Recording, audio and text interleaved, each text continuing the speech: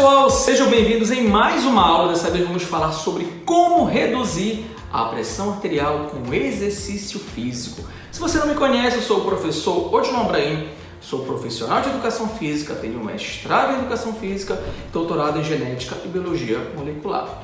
Eu trabalhei muito tempo atendendo pessoas com hipertensão arterial. Existia muita dúvida: qual atividade devo realizar, Odilon? Treinamento aeróbio de moderada intensidade ou musculação? E é justamente o que a gente vai discutir nessa videoaula. Mas antes, se inscreve no canal, deixa o like e compartilha esse vídeo. Conteúdo da aula de hoje: o que é hipertensão arterial? O que reduz a pressão arterial e os exercícios que reduzem a pressão arterial. Quando a gente pensa em hipertensão arterial sistêmica, ela é uma doença multifatorial, poligênica, que está associada com a elevação e sustentação da pressão arterial. Então, sua pressão ela fica elevada e sustentada. E quem vai diagnosticar isso é o médico. Mas o grande problema é que quando você tem a hipertensão arterial, é que ela vai gerar danos vasculares, renais, cardíacos. Então, a gente fala que ela é o gatilho para as doenças renais, doenças cerebrovasculares e doenças cardiovasculares, como o infarto agudo do miocárdio.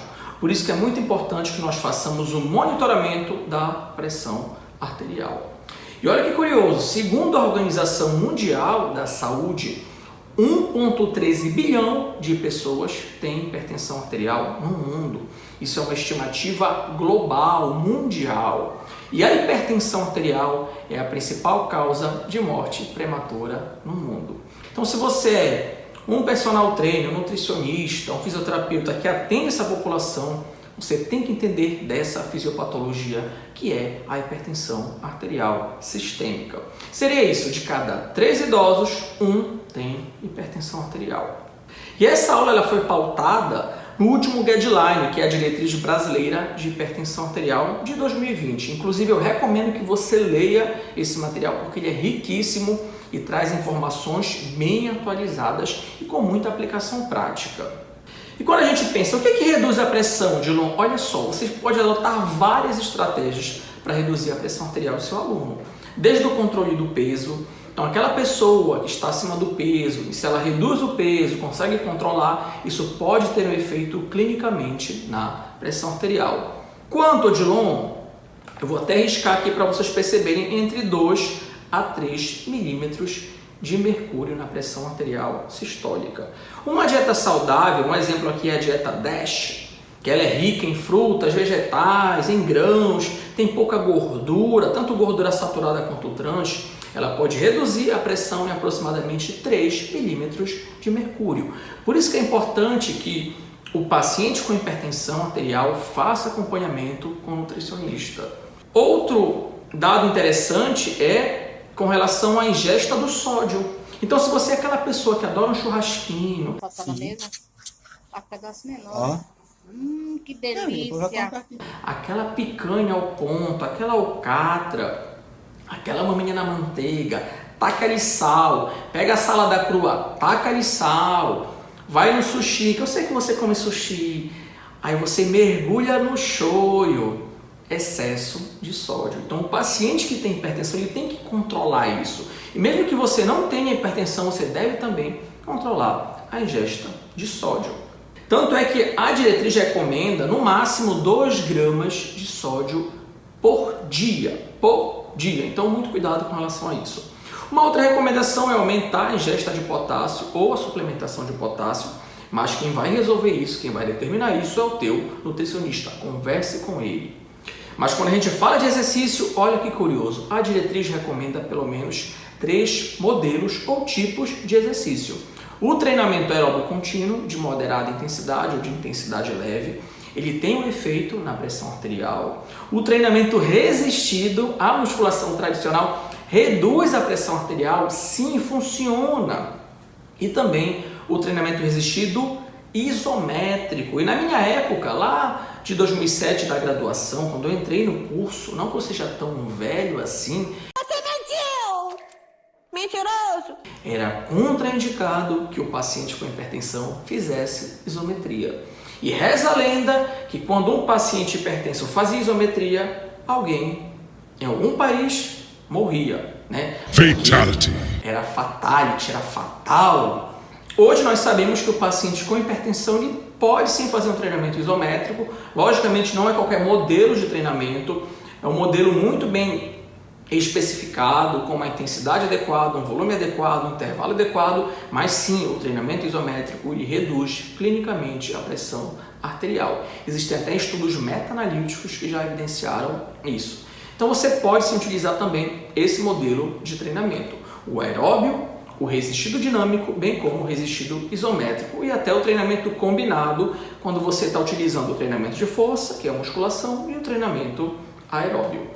E quando a gente pensa em qual modelo é mais eficiente, isso é uma dúvida muito comum. O dado da diretriz recomenda o aeróbio, pode ter um efeito de até 12 milímetros na pressão arterial, 12 milímetros de mercúrio. O resistido, próximo de 6 milímetros de mercúrio.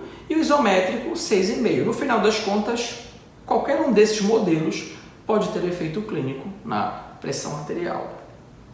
Tanto é que nós temos uma meta-análise publicada recentemente no Journal of Human Hypertension. E olha o título, o treinamento resistido sozinho é uma terapia antihipertensiva? Isso foi uma pergunta e a resposta é sim. O treinamento resistido isolado, só ele tem um efeito clínico na pressão arterial de pessoas com hipertensão. Qual foi o resultado? As pessoas que praticaram somente a musculação, só ela isolada, reduziram aproximadamente 6 milímetros de mercúrio na pressão arterial sistólica e 3,7 milímetros de mercúrio na pressão arterial diastólica. Então, se você tem hipertensão arterial e você quer utilizar somente a musculação, ela tem um efeito clinicamente válido para melhorar a sua doença. Mas as evidências atuais também indicam que nem todo mundo responde de maneira homogênea a um programa de treinamento. E a gente chama isso de responsividade. Algumas pessoas podem responder de maneira mais acentuada, mais expressiva para a musculação, outras nem tanto.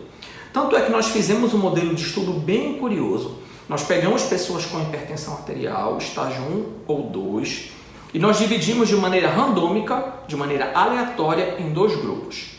Um grupo fazia o aeróbio, bicicleta, aeróbio tradicional, e outro grupo fazia a musculação. Só que o estudo não parou por aí, nós trocamos depois, nós invertemos, a gente chama isso de estudo crossover, que no português é estudo modelo cruzado. Ou seja, quem fazia aeróbio depois começou a fazer musculação, e quem fazia musculação depois começou a fazer aeróbio, para saber se, dependendo do tipo de exercício, isso poderia gerar um efeito clinicamente na pressão arterial. E olha que curioso, a gente percebe que essa palavra responsividade ela tem sido muito estudada. Então vamos analisar esse paciente aqui. Vou riscar para vocês perceberem. Ele não teve uma redução clinicamente relevante com o modelo de treinamento aeróbio. Observa que ficou aqui, próximo do erro técnico. Para ele reduzir a pressão, ele teria que ficar próximo desse valor aqui de 10,9 milímetros de mercúrio, que seria o que a gente chama de MCID, mínima mudança clínica importante. Mas essa pessoa, quando ela fez a musculação, ela teve um efeito mais expressivo. Ou seja, ela não respondeu tanto para o aeróbio, mas respondeu para a musculação. Mas nem sempre isso vai acontecer. Por exemplo, o paciente B, ele respondeu muito bem para o treinamento aeróbio e não respondeu para a musculação. E olha o paciente 3 aqui, ou o paciente C. Ele não respondeu para o aeróbio e nem respondeu para a musculação. E como é que eu vou saber isso hoje não? Você só vai saber isso testando. Por isso que muitos estudos hoje indicam e recomendam o treinamento combinado, porque aí tu consegues maximizar as adaptações induzidas pelo exercício. Tu estás fazendo tanto o treinamento de força quanto o treinamento aeróbio. E aí parece que gera maior magnitude na pressão arterial. Tudo bem? Alguma dúvida aí? Se vocês tiverem dúvidas, coloquem nos comentários.